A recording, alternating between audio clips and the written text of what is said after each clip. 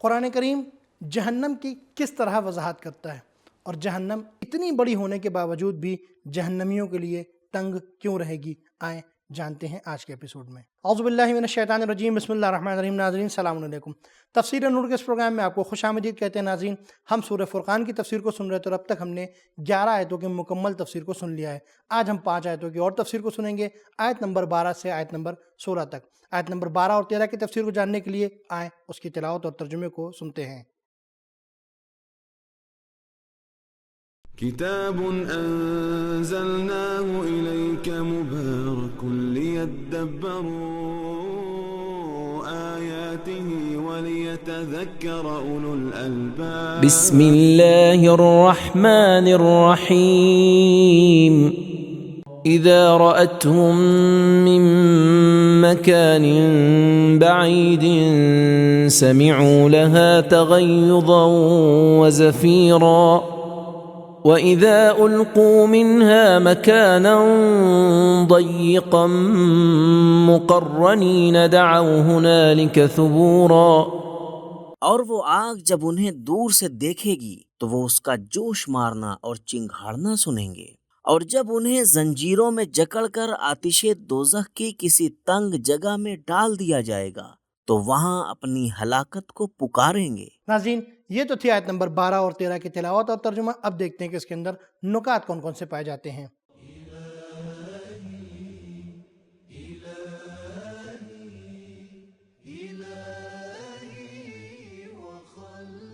تغیظہ غیظ اور غصے کا اظہار کرنا جو کبھی کبھی شور شرابے کے ساتھ ہوتا ہے۔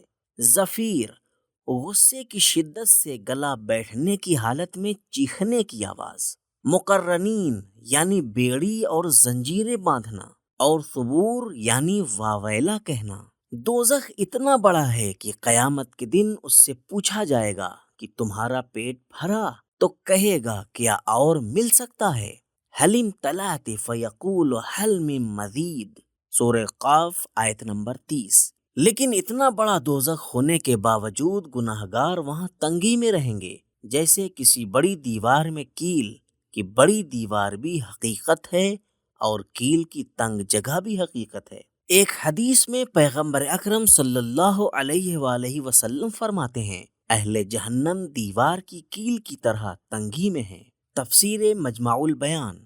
دنیا اور آخرت میں اللہ سے غفلت کا انجام تنگی اور پریشانی ہے۔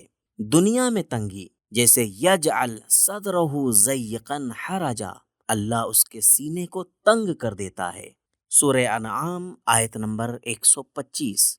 وَمَنْ أَعْرَضَ عَنْ ذِكْرِي فَإِنَّ لَهُ مَعِيشَةً ضَنَقًا، جو ہماری یاد سے منہ موڑ لے اس کے لیے ضرور تنگ زندگی ہے۔ سورہ طٰہٰ آیت نمبر 124۔ اور آخرت میں وَإِذَا أُلْقُوا مِنْهَا مَكَانًا ضَيِّقًا، جہنم میں تنگ جگہ پر پھینک دیے جائیں گے۔ سورہ فرقان آیت نمبر 13۔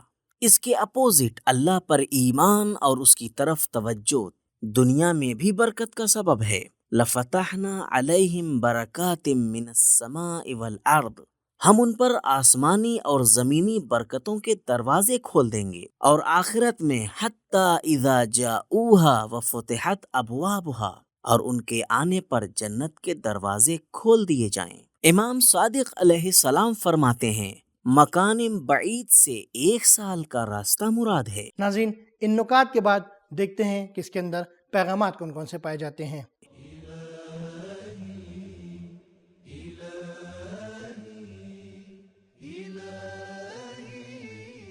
پیغام نمبر 1، دوزخ میں ایک طرح کی سمجھ اور احساس پایا جاتا ہے۔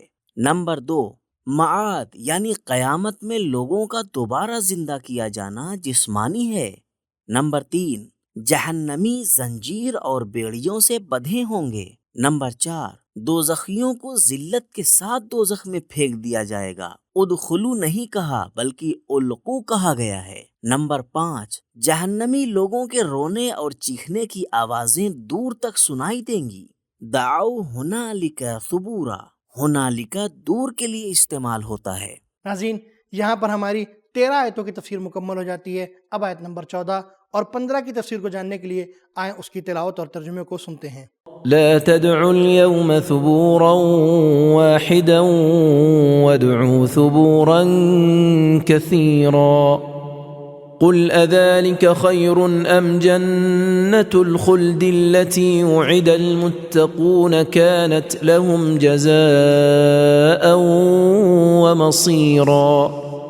ان سے کہا جائے گا کہ آج ایک ہلاکت کو نہ پکارو بلکہ بہت سی ہلاکتوں کو پکارو۔ آپ ان سے کہہ دیجئے کہ آیا یہ آتش دوزخ اچھی ہے یا وہ دائمی جنت جس کا پرہیزگاروں سے وعدہ کیا گیا ہے؟ یہ ان کے اعمال کا صلہ ہے اور آخری ٹھکانہ۔ ناظرین، اب دیکھتے ہیں کہ اس آیت کے اندر پیغامات کون کون سے پائے جاتے ہیں۔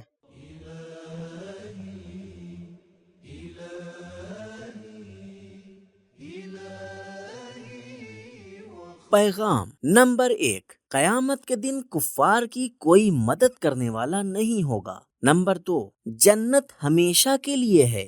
نمبر 3، جنت کا وعدہ یقینی ہے۔ ناظرین، آج کے ایپیسوڈ کی آخری آیت یعنی آیت نمبر 16 کی تفسیر کو جاننے کے لیے آئیں اس کی تلاوت اور ترجمے کو سنتے ہیں۔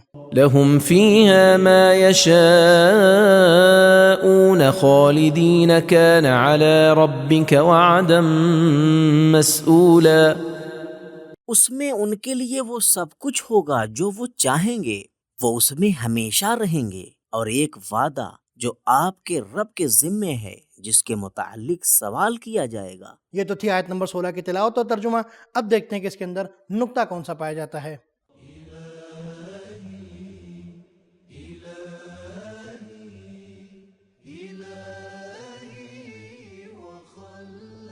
جنت والوں کے مطالبے خدا کے مطالبوں کی طرح مصلحت اور حکمت کی چار دیواری میں ہوتے ہیں، یعنی جس طرح یفعل ما یشاء اللہ کا حکیمانہ کام ہے، اسی طرح سے لہم فیہا ما یشاءون مومنین کی طرف سے حکیمانہ مطالبہ ہے۔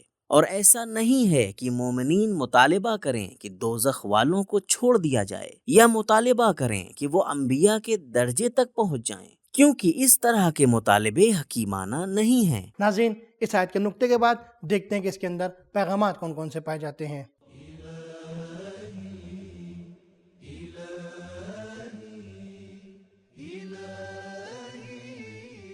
پیغام نمبر 1، صرف جنت میں ہی انسان اپنی ساری خواہشوں کو پا سکتا ہے۔ نمبر 2، جنت میں جس چیز کا دل کرے گا وہ چیز ملے گی، لہم فیہا ما یشاءون۔ لیکن دوزخیوں کے سلسلے میں ہم پڑھتے ہیں وحیل بینہم وبین ما یشتہون، اہل دوزخ اور جس چیز کی وہ خواہش کر رہے ہیں ان کے درمیان پردہ کھنچ جائے گا۔ سورہ سبا آیت نمبر 54۔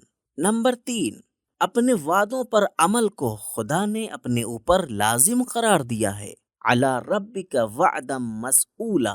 تو معلوم ہوا کہ جہنم جب جہنمیوں کو دیکھے گی تو ان کو اپنی طرف جکڑ کر کھینچ لے گی اور چنگھاڑنا شروع کر دے گی، اور ایک ایسے مقام پر لے کر کے جائے گی کہ جو جگہ بہت تنگ ہوگی۔